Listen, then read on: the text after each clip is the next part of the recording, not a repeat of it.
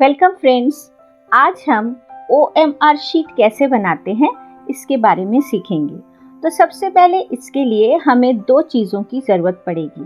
पहला, एक application software जो हम माइक्रोसॉफ्ट वर्ड यूज़ करेंगे, और दूसरा एक फॉन्ट जो OMR बबल्स के नाम से मिलता है, और उसका लिंक मैंने डिस्क्रिप्शन बॉक्स में दे दिया है, आप वहाँ से डाउनलोड कर सकते हैं। तो सबसे पहले हम माइक्रोसॉफ्ट वर्ड में जाकर पेज लेआउट टैब में जाकर पेज का साइज लेंगे A4। उसके बाद हम इसी पेज को 3 कॉलम्स में डिवाइड करेंगे। इसके लिए पेज लेआउट टैब में जाकर कॉलम्स में जाकर 3 पे क्लिक करना है। इसके बाद इंसर्ट टैब में जाकर यहाँ पे टेबल में जाकर 1 रो और 6 कॉलम की एक टेबल बनानी है। अब यहाँ पर टेबल के फर्स्ट सेल पर क्लिक करना है, और उसके बाद हमें यहाँ पर नंबरिंग टूल में जाकर यहाँ पे ये वाला फॉर्मेट सिलेक्ट करना है। तो यहाँ देखिए हमें कोई नंबर नहीं दिख रहा है। इसके लिए हमें क्या करना पड़ेगा, पैराग्राफ जो यहाँ पर ग्रुप है उसके अंदर डिक्रीज इंडेंट बटन पर क्लिक करना होगा। इससे क्या होगा, देखिए हमें यहाँ पे नंबर 1 दिखाई दे रहा है।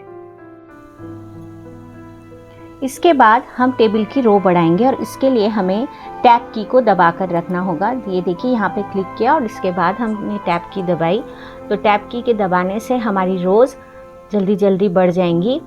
और इस तरीके से हम देखिए पहले कॉलम को कंप्लीट करने जा रहे हैं, और इसके बाद दूसरे कॉलम में भी रो भरनी शुरू हो गई हैं। इस तरीके से हमारा टेबल बढ़ता चला जा रहा है, और जैसे ये दूसरी कॉलम कंप्लीट हो जाएगी वैसे ही तीसरी कॉलम में रो भरना शुरू हो जाएगा। और इस तरीके से हम तीनों कॉलम्स में रो भर देंगे। और देखिए अभी आप जल्दी ही देख पाएंगे कि यहाँ पे हमने 150 रोज तैयार कर ली हैं। ये देखिए,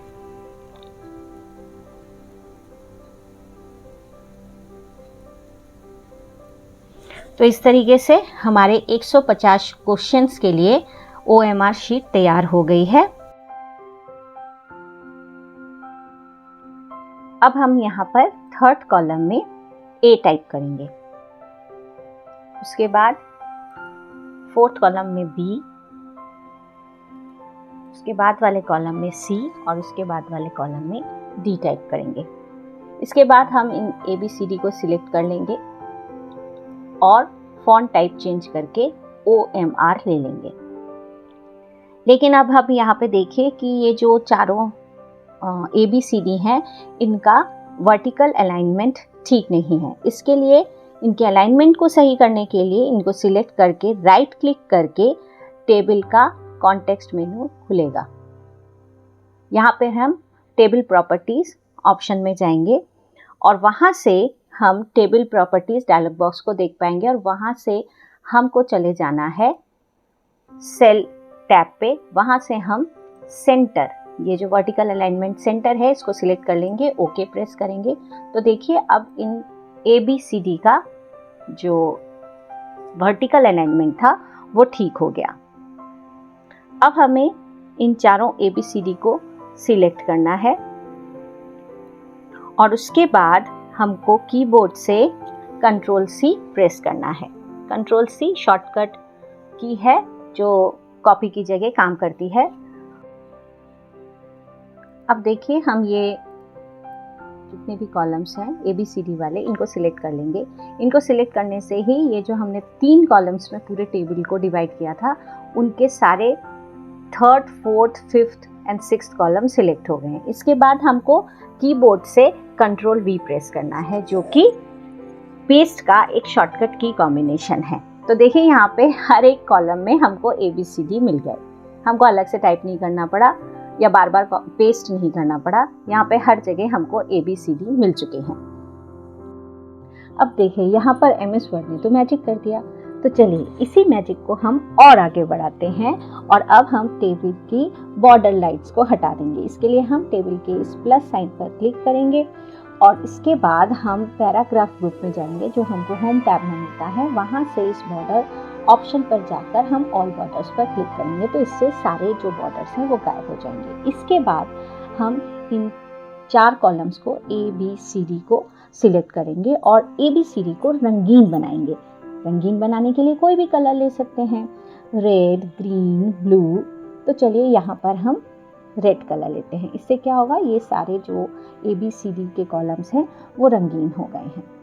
अब यहाँ पर देखिए कि ये जो हमारा पहला कॉलम है यहाँ पे 1 से लेकर 51 तक आ रहे हैं, दूसरे कॉलम में 52 से लेकर 102 तक, तीसरे कॉलम में 103 से लेकर 150 तक आ रहे हैं। तो ये इक्वली डिस्ट्रीब्यूटेड नहीं है। इसके लिए हम क्या करेंगे, हमारा जो टॉप मार्जिन है उसको हम नीचे लाएंगे। देखिए यहाँ से, तो इससे क्या होगा, हमारी जो तीनों कॉलम्स में जितनी भी रोज हैं 150 टोटल रोज, वो 50-50 के इक्वल डिवीजन में डिस्ट्रीब्यूट हो गई हैं।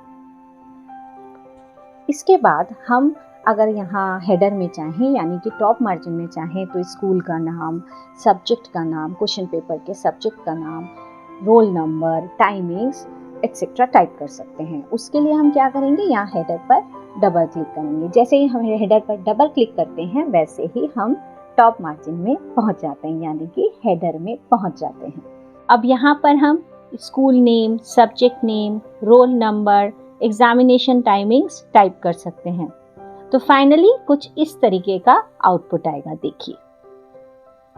तो इसी आशा के साथ कि आपको ये वीडियो पसंद आया होगा, यहीं विदा लेते हैं और मिलते हैं फिर नेक्स्ट वीडियो में नई जानकारी के साथ। तब तक के लिए बाय बाय।